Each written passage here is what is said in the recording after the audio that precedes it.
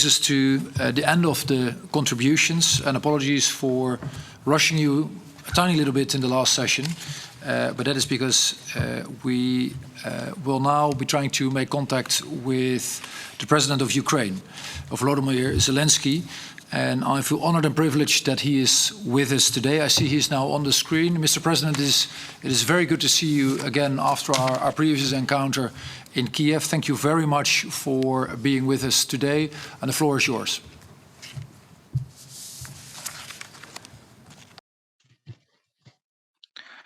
Thank you very much, dear participants of the conference.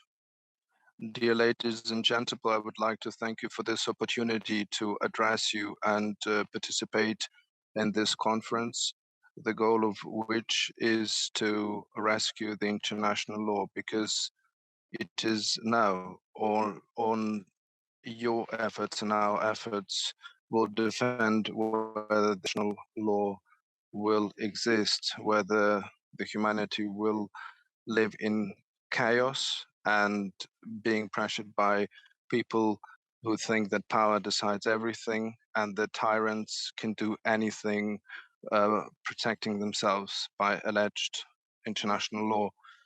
It soon will be the next monthly anniversary of the anniversary of the destruction of MH17. At that time, in the Ukrainian sky, Russian criminals killed 298 people. Having seen this crime, the world understood what is happening in Ukraine, understood the level of aggression that Russia has come to Ukraine with. The destruction of MH17 drew international attention. Mass media and statesmen understood the pain of the people who lost their relatives in that catastrophe. The children died, 3 toddlers, and it's impossible to forget the pictures of the toys that were found among the rumbles.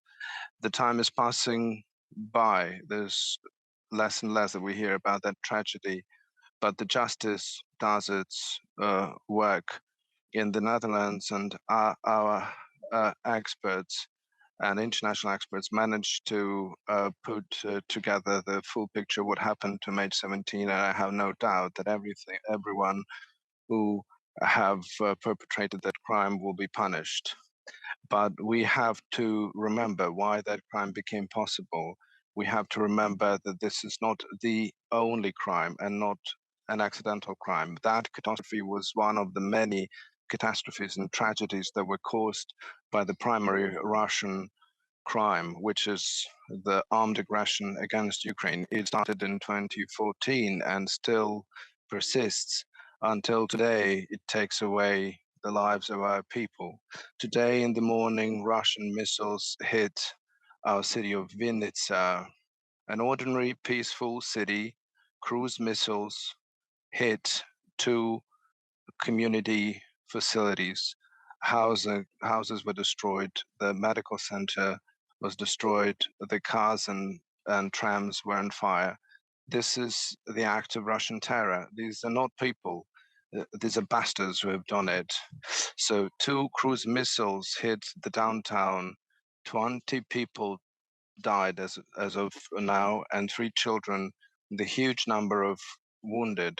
I would like you to commemorate these people with a minute of silence. All those people who were killed since 2014 until today, all those who were murdered by Russia on our Ukrainian soil and in our Ukrainian sky.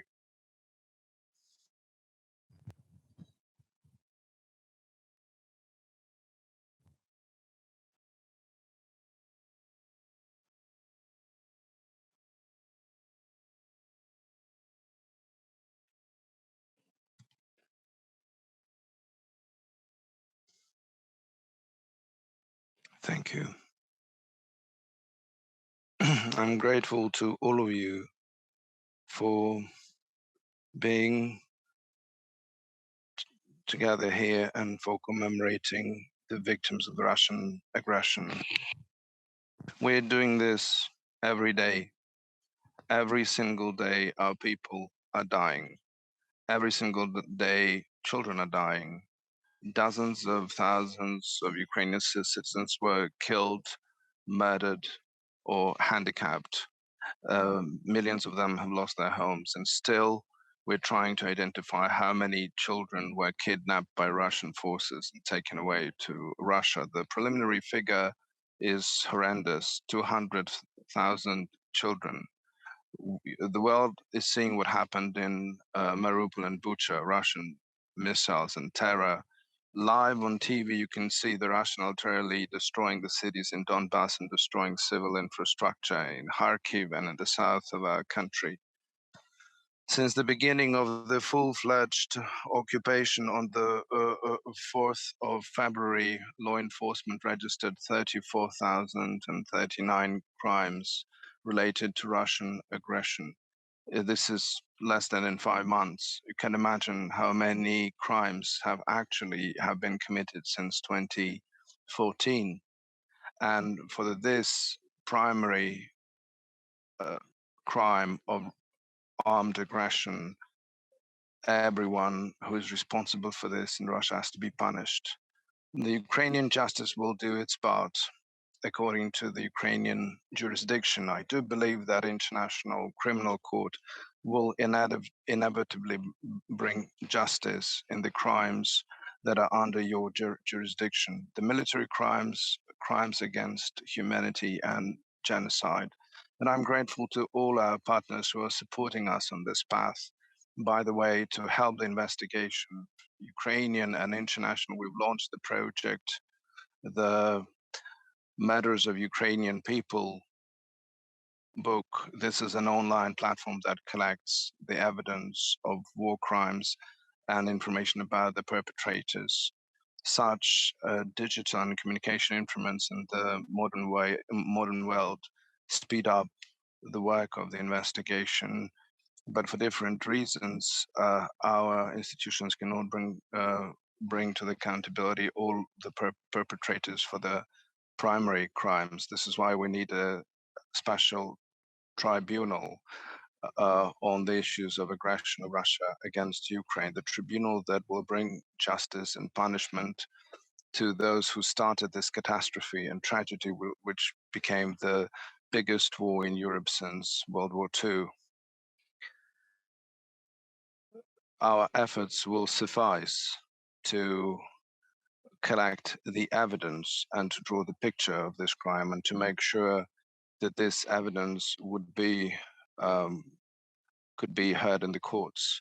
But the people whose decisions led to this massive amount of crimes cannot hide behind the immunity of the civil servants and officials. The principle of inevitability of punishment should apply to them as well. And this can be done only by the special court of aggression against Ukraine. But also we need an instrument of compensation of all the losses and damages. The time is playing on Russia's side because people don't want to wait for justice for too long. If justice is not coming, people start feeling that as if it's not there at all. And nowadays, the Russian crimes are not even remembered. Those crimes that were committed back in the beginning in 2014 and 2015. The feeling about the Mariupol, the horrible Mariupol, the Azovstal, the Bucha, is pursued by, well, in a total different manner, with less intensivity. Of course, the judgment of people have not changed, but in order to ensure the feeling that the justice is restored, we should not only punish the perpetrators, the victims should be provided with the all needed assistance and to restore all the damages that were made by this aggression. The aggression should lose on the battlefield and on the field of senses and meanings. It has to be a damage to the aggressor in the first place. Please pay attention that behind all the hundreds of thousands of crimes, there's only one group of people standing behind it, those who are giving criminal orders, those who are lying in the same manner, those who are thinking the 9th year now how to make pain to others, how to make sure that there are more losses to other countries and nations. So legal and physical entities are providing for the well-being of those who give orders. They openly own assets and money, or hidden assets and hidden money that they have channeled to other jurisdictions, to the states and quasi-states. This is why Ukraine came up with a proposal to create a special compensation mechanism. We think that compensation of the damages perpetrated by Russian aggression can come from Russian assets and money hosted abroad in other jurisdictions. And we have to understand that the post-war rebuilding of Ukraine is an extremely comprehensive and difficult project, which can become a success with the assistance of the partners. And the sooner the compensation mechanism will trigger, the faster the money of the terrorist state will be transferred into compensation, and the less of a burden this will be for our partners. I would like to thank Canada and other countries who are working to make sure that their legislation would allow for such compensation process to happen. This has to go global to make sure that no one in the world would ever think that the aggression against the sovereign state, against the international law, can be bearable for the aggressor. We need such a legal global pathway that would reflect one of our common values, the rule of law. Ladies and gentlemen, justice should always make its course, and the task of ours and all the statesmen is to provide all the necessary instruments for the justice to happen.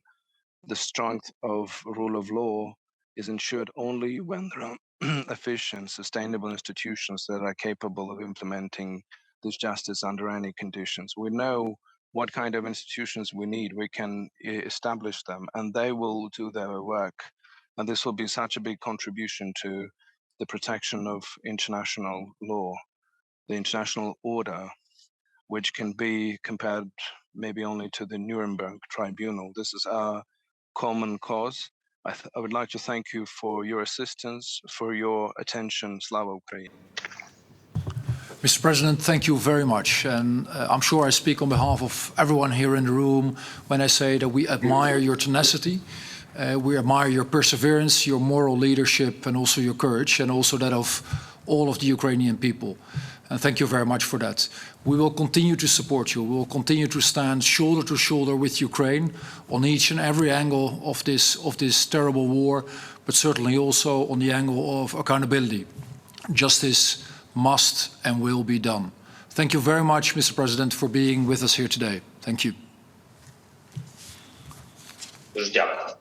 Thank you very much.